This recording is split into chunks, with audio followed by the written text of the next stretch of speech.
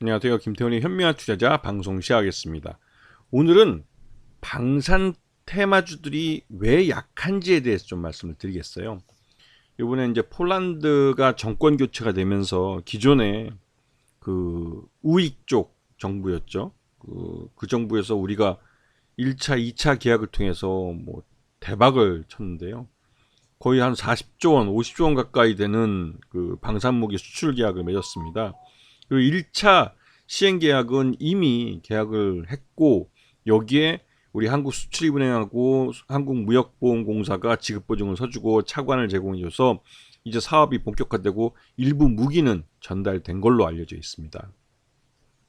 하지만 2차가 더 훨씬 큰데요. 이 2차는 K2전자 800문과 K9 자주포 600문을 이 우리나라에서 부품으로 만들어서 폴란드에 보내고 폴란드 공장에서 완전체로 조립을 하는 그런 방식으로 이제 만들어지기로 이제 계약을 했습니다. 근데 이 30조 원 규모이기 때문에 여기에 대해서 한국수출입은행이 차관을 만들어 주는데 돈이 모자랐죠. 왜냐면 한국수출입은행도 이게 우리 이제 그 국책은행이긴 한데 자본금이라는 게 있습니다. 그 자본금 규모를 갖고 이 신용을 대출해 주는 건데 자본금 규모를 더 늘려야 되는 상황이 있죠. 그렇게 하려면 기획재정부가 갖고 있는 뭐 현물이 됐든 무엇이 됐든 이거를 자본금으로 증자를 해줘야 되는 겁니다. 근데 이게 그 쉽지 않은 거죠. 수출입은행에 대해서 이게 기존에도 이 수출입은행이 이 무기에 대한 이 차관이나 뭐 지급보증뿐만 아니라 이 다른 산업도 이 지원을 해줘야 되기 때문에 수출입은행의 이제 설립 목적이 거기에 있어 수출 기업들을 지원해 주는 거니까요. 그러다 보니 너무 무기에만 몰려 있는 것에 대해서 불만이 많이 나오고 있습니다. 이 부분은 이 수출입은행의 지원 여력을 보시면 이제 확연히 드러나는데요.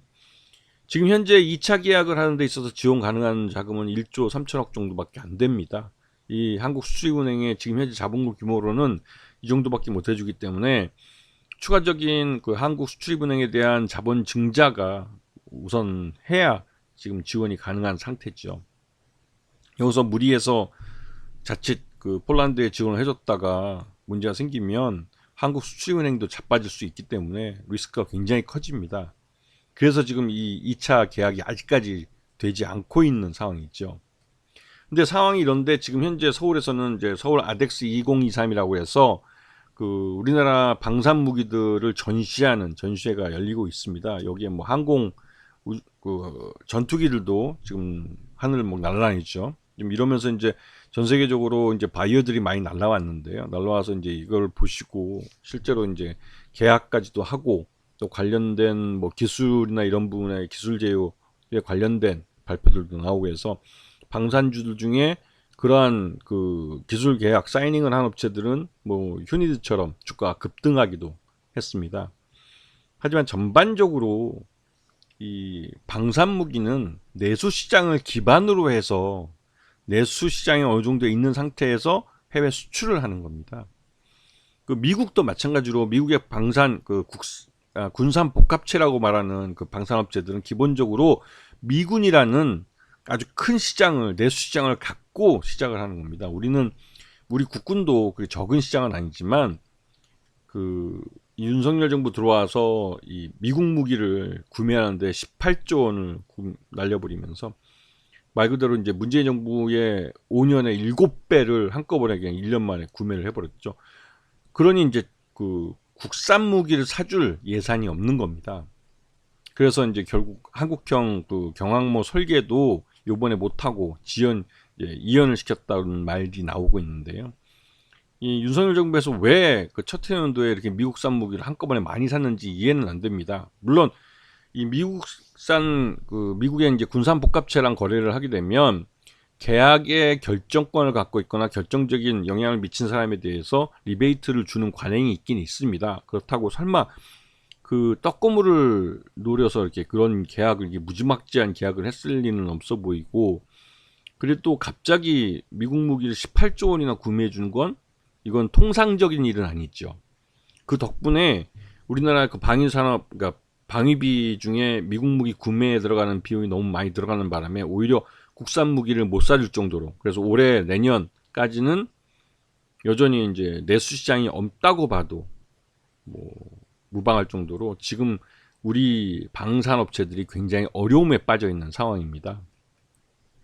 여기다 이제 폴란드에서 야권 연합이 과반을 차지하면서 이 폴란드와의 2차 계약이 제대로 성사될지 의문이 든 상태죠. 왜냐면 지금 1차 계약 때도 이 수출입은행을 동원을 해서, 그리고 한국 수출무역공사를 동원을 해서 이 차관도 해주고 지급보증도 서주면서 이 아주 특혜, 폴란드는 솔직히 말하면 자기들 돈 들어간 게 별로 없이 나름대로 21세기 첨단 무기라고 할 수 있는 우리 K2 전차나 K9 자주포들을 뭐 100여 대 넘게 그냥 사간 꼴이니까요.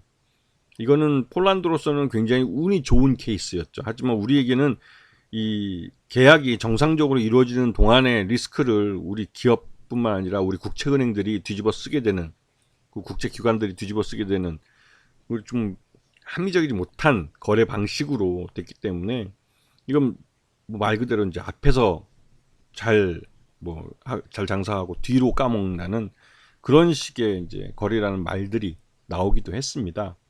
근데 요번에 이 정권 교체가 폴란드에서 이루어지면서 2차 무기 수출이 제대로 계약이 될지, 지금 본계약이 될지 이제 의문이 들고 있는 상황이죠. 여기다가 중동 지역은 이 사우디나 그동안 이제 문재인 정부 때 공을 들였던 나라들이, 특히 이제 사우디 같은 경우는 이 중동에서 발을 빼는 미국 대신에 중국을 이 파트너로 삼으면서 이 중국산 무기가 이 중동 시장에, 특히 이제 중동의 산유국들 사이에 많이 들어오고 있습니다. 왜냐하면 이 석유를 그 기존의 페트로 달러에서 이제 페트로 위안화로 바뀌면서 위안화를 갖고 중국 무기를 사주는 거죠. 그러다 보니 당연히 그 우리나라 국산 무기가 수출로 들어갈 수 있는 공간이 점점 줄어드는 거죠. 왜냐하면 중국계 그 좀 질은 좀 떨어지더라도 그 성능은 우리네 거랑 비슷하게 다 나옵니다.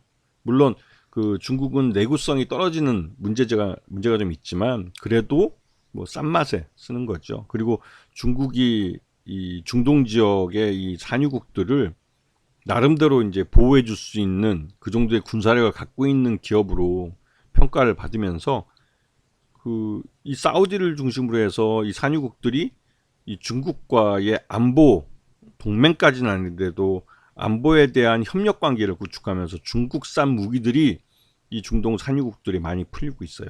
그러다 보니 당연히 우리나라 국산 무기는 그 시장마저도 놓치게 된 거죠. 그래서 최근 들어서 이 작년 그 하반기부터 해서 우리나라 국산 무기 관련주들이, 그 방위산업주들이 다 줄줄이 주가가 이제 죽을 쓰고 있는 겁니다. 이게 이제 그 이런 시장 변화를 인식을 하시고 이런 방산주들을 보셔야지, 막연히 방산주가 수출을 많이 했다는 TV 뉴스나 이런 거에 혹해가지고 사시면 물려 있을 가능성이 크죠. 벌써 한 1년여 동안 계속 그나마 행보하고 있는데, 지금 작년에 수주했던 것들 올해 쳐내고 나면 내년부터는 수주 물량 자체도 줄어들 가능성이 커요. 그렇게 되면 실적도 나빠지는 거죠.